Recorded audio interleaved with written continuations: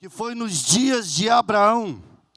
Por isso, foi Isaque a Abimeleque, rei dos filisteus, em Gerar. Verso 2.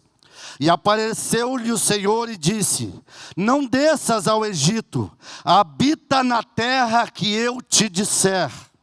Vamos para o versículo de número 12 para encurtar o tempo. Versículo 12. E semeou Isaque naquela mesma terra, e colheu naquele mesmo ano 100 medidas, porque o Senhor... Vamos repetir? Porque o Senhor... Versículo de número 19 para concluir. Cavaram, pois, os servos de Isaque naquele vale, e acharam ali um poço de águas. Que lindo, irmãos, poder sentar, louvando o Senhor com alegria, aleluia, nessa noite gloriosa, em que a igreja foi conclamada para a oração, e nós viemos aqui, e a igreja está lotada.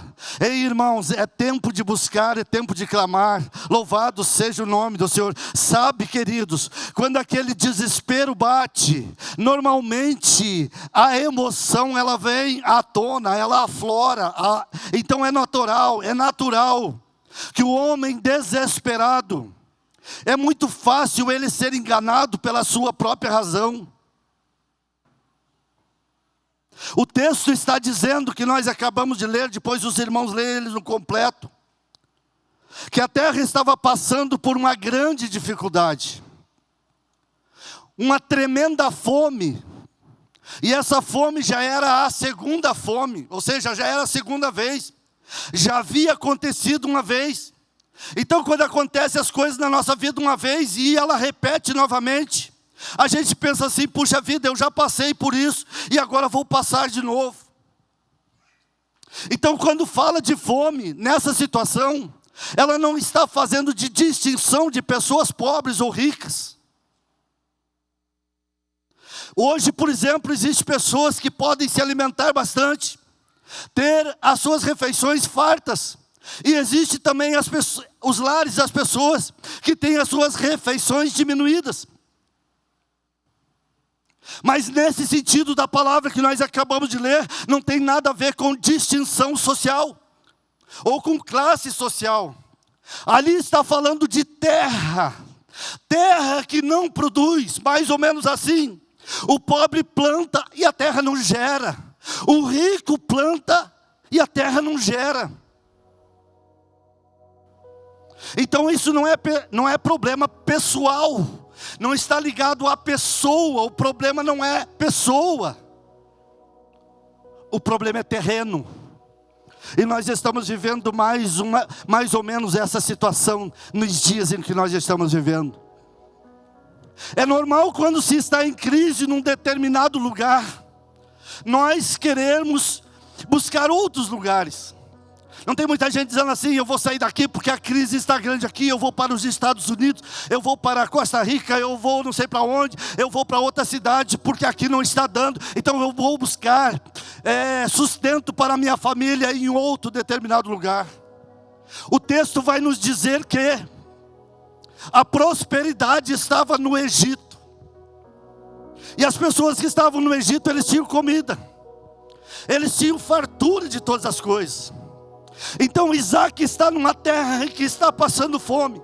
Ele olha para os seus descendentes, para os seus animais e para o gado e para a sua família e diz assim: eu preciso alimentar este povo. E aqui já aconteceu uma coisa tremenda, então vamos sair daqui. Vamos sair daqui. Ele pega o seu acampamento e vai em direção a onde? O Egito. Só que ele tem que passar por um determinado lugar chamado Gerar.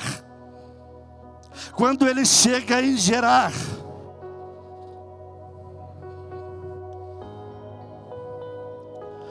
ele tem um encontro com Deus.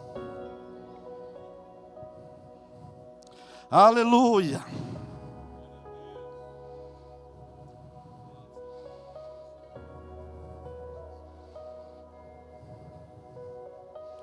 Deus olha para Isaque e diz assim: Isaque, você não vai para o Egito. você vai ficar aqui. Eu pensando, quando eu estava escrevendo essa palavra, eu pensando assim, Isaac dizendo para Deus: Deus, mas está todo mundo indo para o Egito. E Deus olha para ele: pastor Oséias, mas você não é todo mundo. Ele olha para Deus e diz assim: mas o povo está querendo ir para lá, porque dizem que lá tem comida, porque dizem que lá tem prosperidade. Deus olha para Isaac e diz assim: lá no Egito tem prosperidade, lá no Egito tem fartura, lá no Egito tem riqueza, mas você vai ficar aqui, você vai ficar no propósito, você não vai sair daquilo que Deus te mandou fazer, você está plantado neste lugar, e é neste lugar que Deus tem bênção para a sua vida. A prosperidade, irmãos, ela está ligada à nossa fidelidade. E a fidelidade vem pela palavra. Então, quando nós buscamos dentro da palavra, a prosperidade na promessa, ela se cumpre pela nossa fidelidade. Então não adianta fazer coisas do nosso propósito, da nossa própria vontade. Isaac precisou ouvir a voz de Deus: fica aqui. Então a coisa linda, irmãos, é quando Deus recebe de nós a intimidade. E eu pergunto nessa noite: quem é que tem intimidade com Deus? Você tem intimidade com Deus? Então quem tem intimidade com Deus não se perde. Quem tem intimidade com Deus não se engana. Quem tem intimidade com Deus não sai do lugar, do propósito que Ele determinou. Quem tem intimidade com Deus não abandona o barco. Quem tem intimidade com Deus, pode vir luta, tribulação, angústia, mas ele fica plantado, é neste lugar. E Deus nos deu este lugar, irmão, para nós sermos prósperos.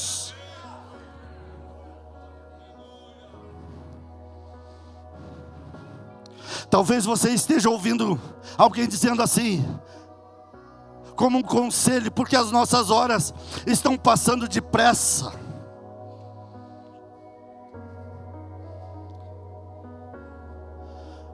Fulano conquistou, Beltrano cresceu, e eu estou aqui, passando necessidade, lutas e dificuldade. Mas eu quero te dizer que quem tem intimidade com Deus prospera.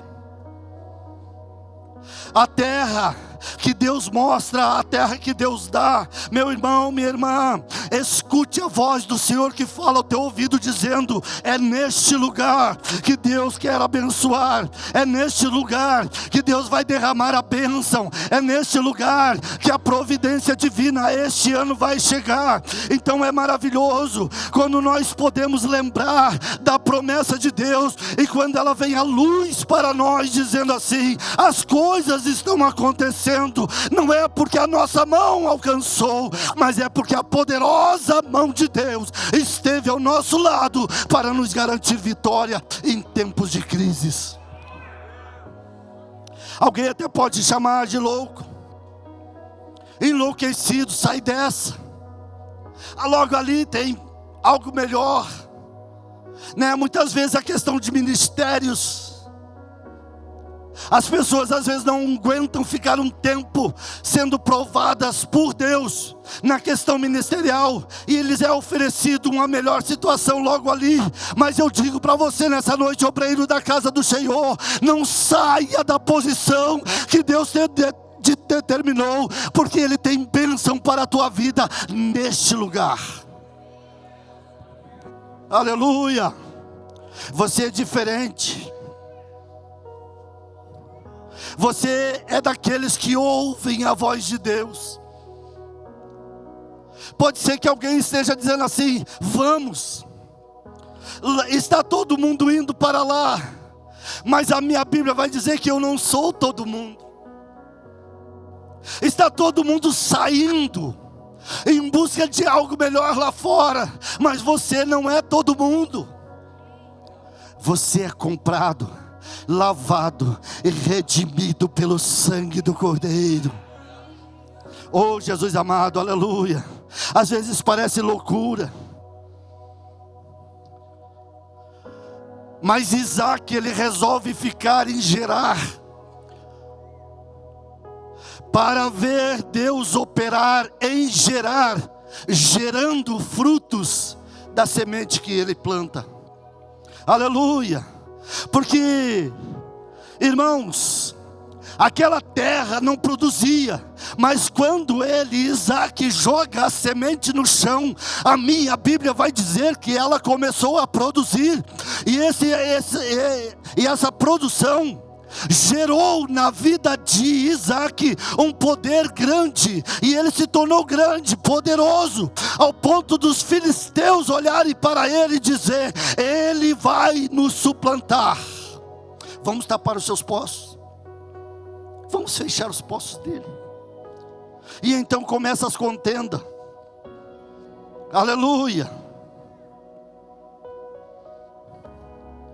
Deus disse para ele: essa terra é próspera e eu te dou. Prometi para o teu pai e prometo para você. Quando o pastor lançou esse projeto deste ano de prosperidade, eu tenho certeza que Deus diz assim: eu já fiz o ano passado e vou fazer esse ano porque tem promessa. Aleluia. E eu fui um dos abençoados o ano passado, ainda tenho que dar um testemunho aqui. No primeiro dia das 6 orações do ano passado, nós fizemos um propósito aqui, Deus cumpriu esse ano. Irmãos, só misericórdia.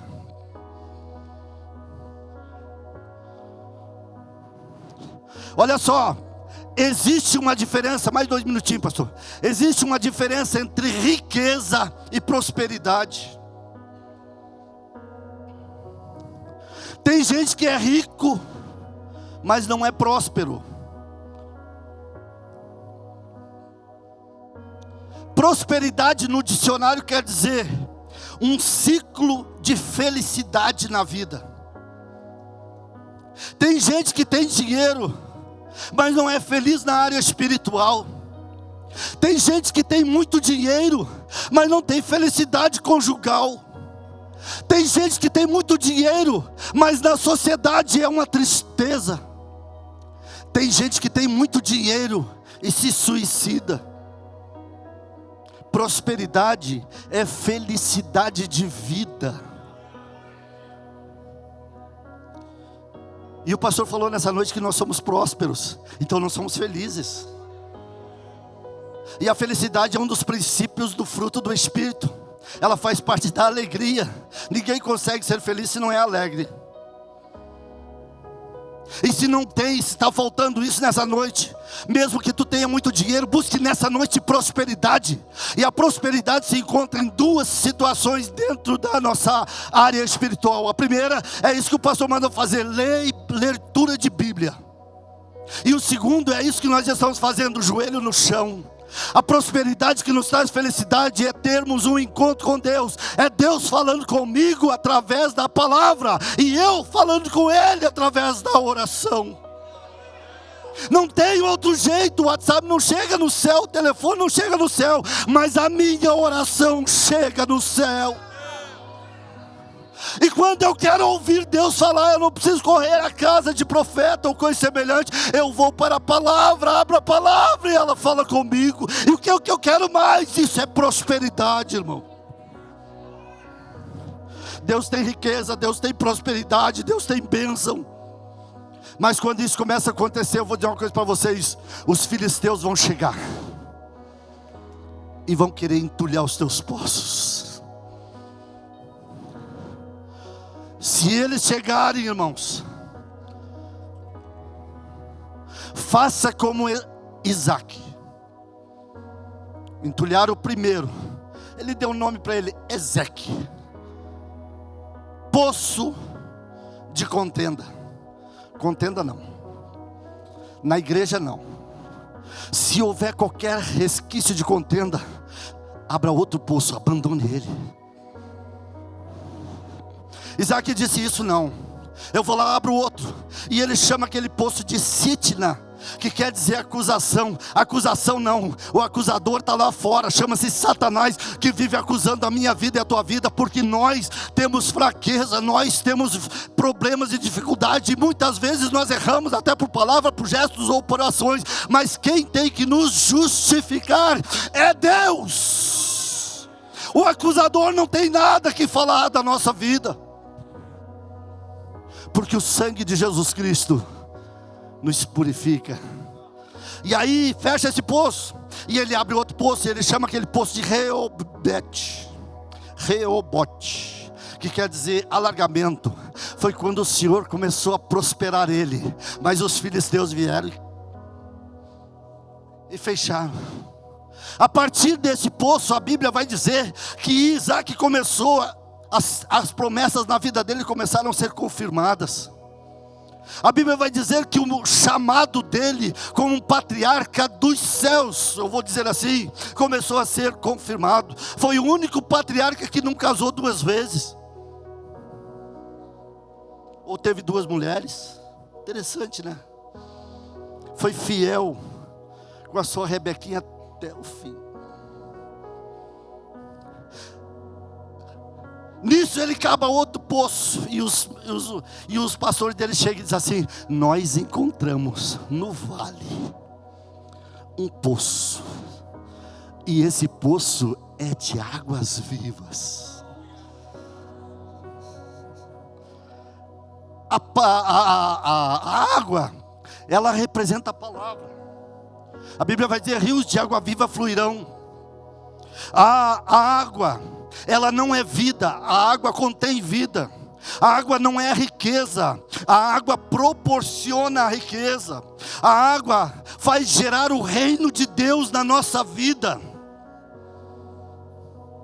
E a água é palavra. Então Deus, por meio de Isaac, nós entendemos rapidamente que Deus fez obras extraordinárias. Os homens de Gerar disseram: esse é grande. O pastor diz que por meio de Paulo, Deus fez obras extraordinárias. Por meio de nós, Deus fará obras extraordinárias. Então esse ano é o ano do extraordinário. Então quando Deus está comigo, contigo, pode vir o que vier, irmãos, pode vir filisteu tentando fechar o nosso poço, nós vamos mais adiante um pouquinho e abrimos outro. E se eles fecharem aquele outro, nós vamos mais adiante e abrimos outro. E daqui um pouquinho nós encontramos águas vivas que fluem do trono de Deus. Então deixa Deus ser o centro da tua vida nesse ano. Esse ano é o ano da prosperidade, é o ano das maravilhas, é o ano de Deus mostrar as coisas extraordinárias para a Assembleia de Deus, Ministério e Família.